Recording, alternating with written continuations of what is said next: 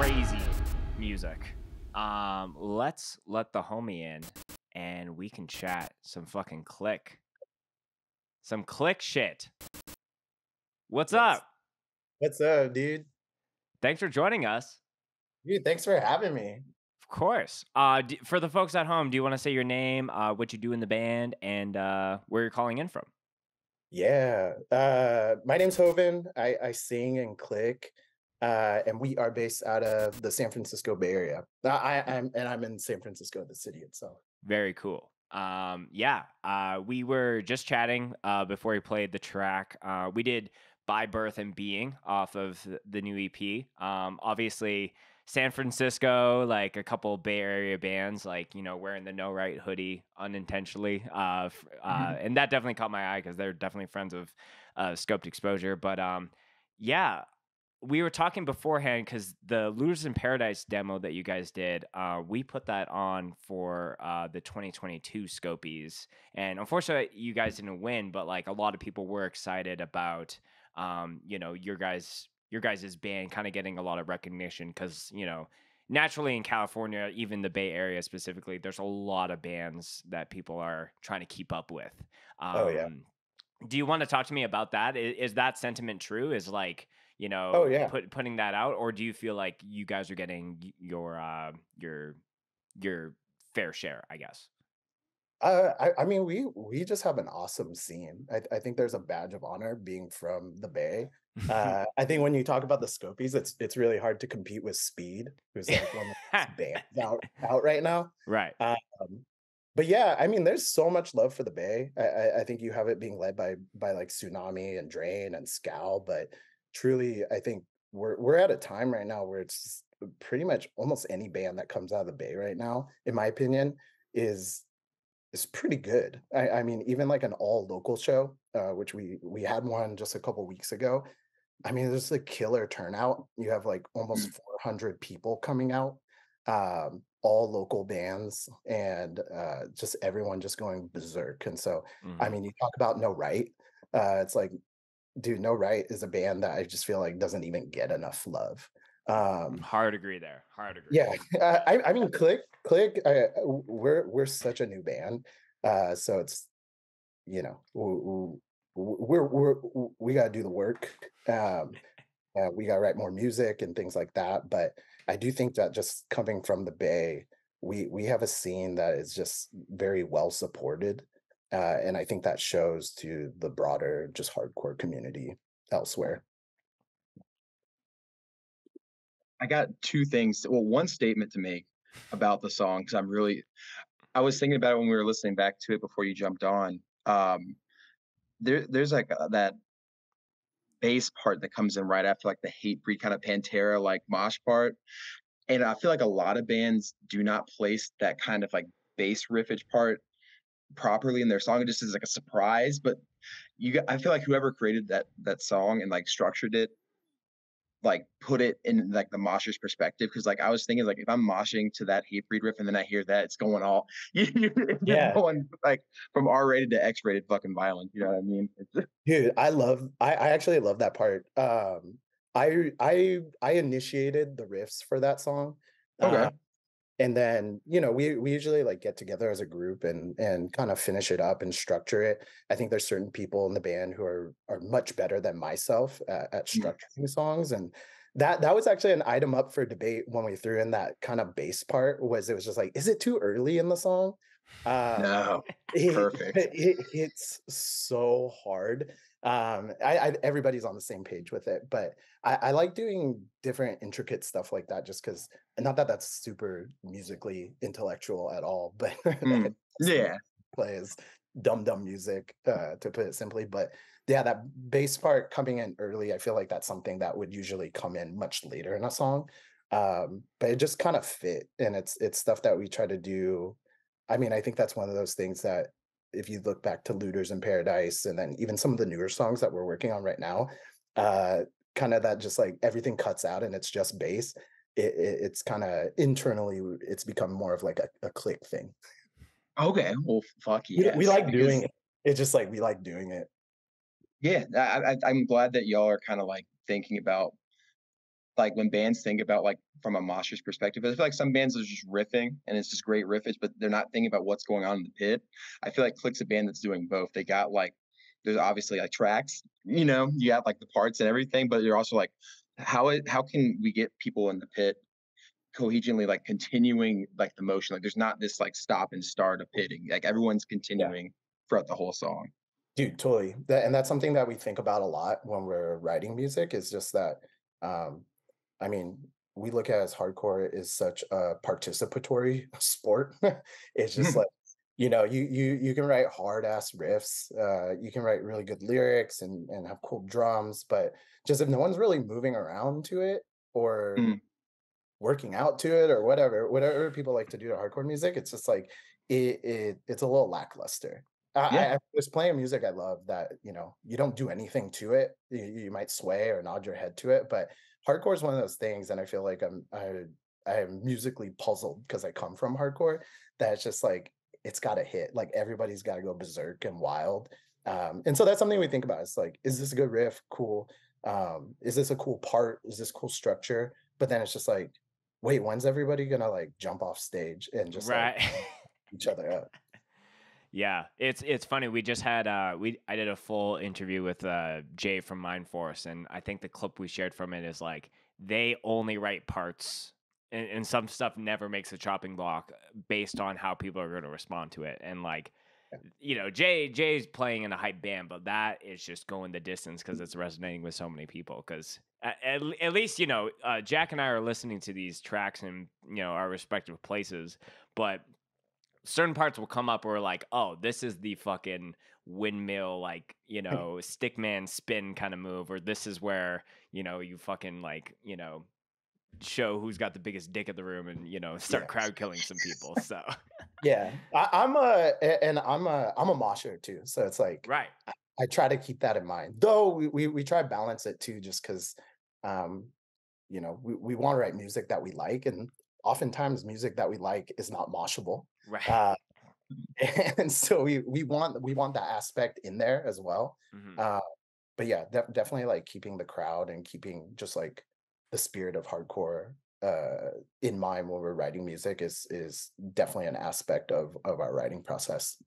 So I had a question, based on, I guess, like, it's funny to me as someone that films a lot of shows where it's like some bands will have a new logo every single release. So I'm like constantly like having to grab it, pull it, pull out the background, all that kind of bullshit. Yeah. I love the original Click logo.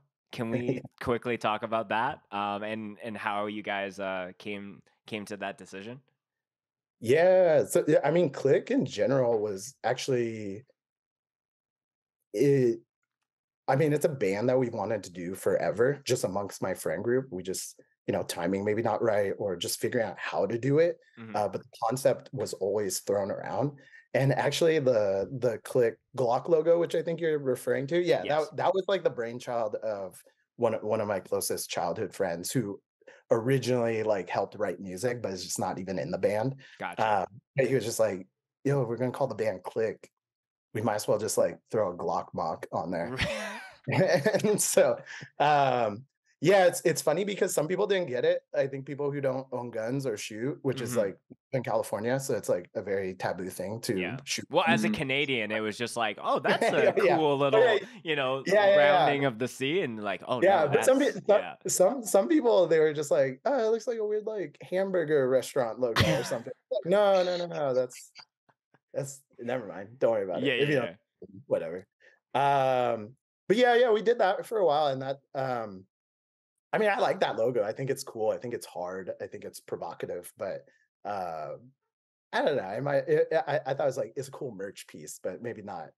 And when you're Right. starting out as a band, it's not like we knew what we were gonna do with the band, or if we were gonna even like pursue the band beyond like putting out that demo or the EP, Right. the original EP. But then as we kind of like we've played a lot of shows since, and the Glock logo doesn't, I don't know, it doesn't look that good on like a flyer or something, Yeah. or a future release. And so I was like, oh, okay, we need a proper logo.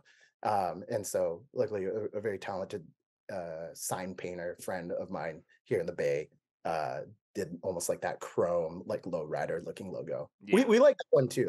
Yeah. The Glock one's hard.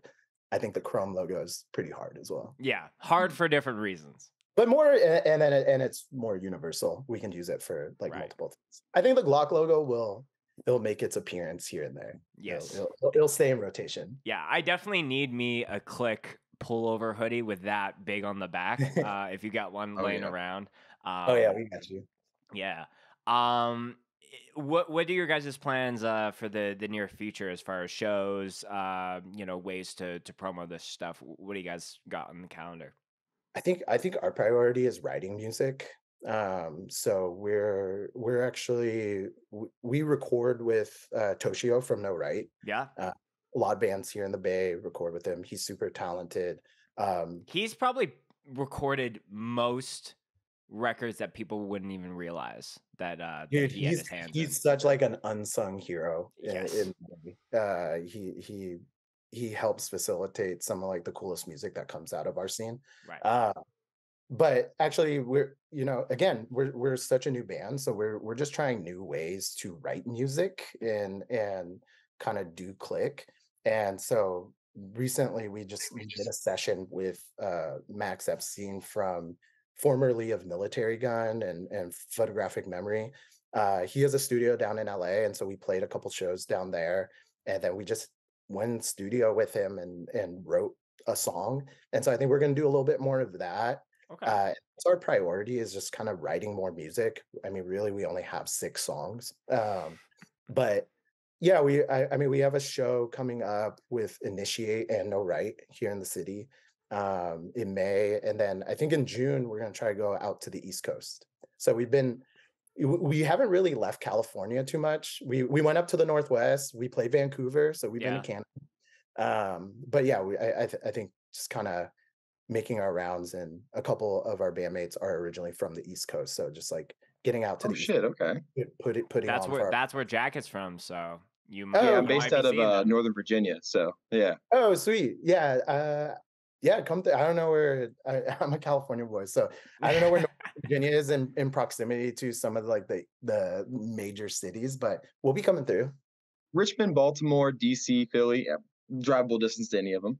All right, yeah, we'll be there. Jack would drive up all the way to Montreal for a fest if it meant, so. That's true. Yes, I'll be there. Yeah.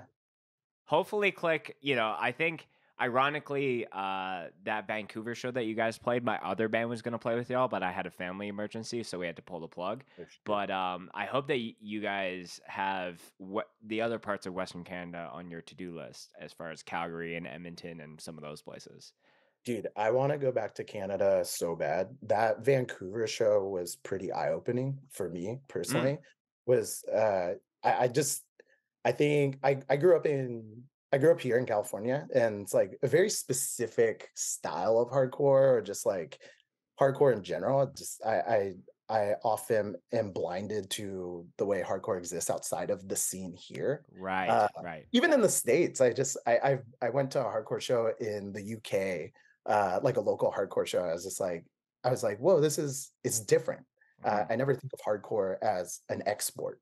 And just being in Vancouver in Canada, dude, it was just the love that was shown for our set. Like we didn't even know we were like headlining, but they're like, oh, you're gonna headline. I was like, oh god, don't make this nobody band play last. Right. No one's gonna be here. Yeah, no one's gonna be here. But just like straight up, just nonstop moshing and stage dives. People were singing along, which was super humbling and great. And just like, yeah, I mean, if Vancouver is any bit reflective of the rest of Canadian hardcore, it's like, dude, I'm down for anywhere and everywhere between Vancouver and Montreal. That means so much to me as the Canadian here on this call, aside from Jordan, who's running the production of the show.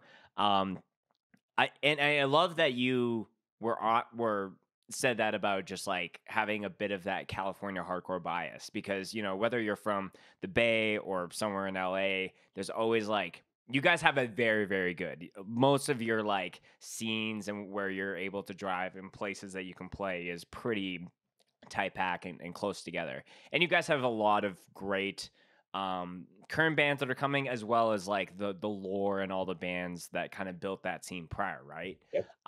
But yeah, like whether it's on the East Coast or up here in Canada, like there are those established bands and things that help set up for our generations. But I think at the end of the day, there are a lot of people who are, you know, working 10 times as hard to really like make that impact. So when bands like CLIQUE come all the way from California to Canada or the East Coast, you know, we go the fuck off for them. So Dude, I yeah. love scenes like that. I think we are truly like lucky to play the Bay very often and play LA, and those things go off. But I tell everybody this all the time, and every band that comes through is just like, hey, go play Oxnard, California, which is like, you know, for all intents and purposes, is just like bumfuck nowhere in California. Mhm.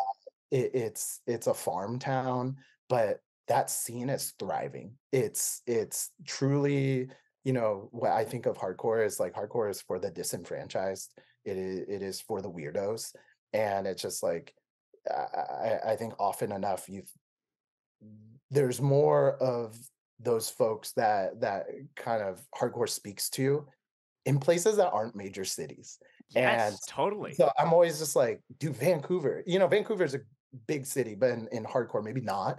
But Oxnard, California, it's one of my favorite hardcore scenes. It has a history.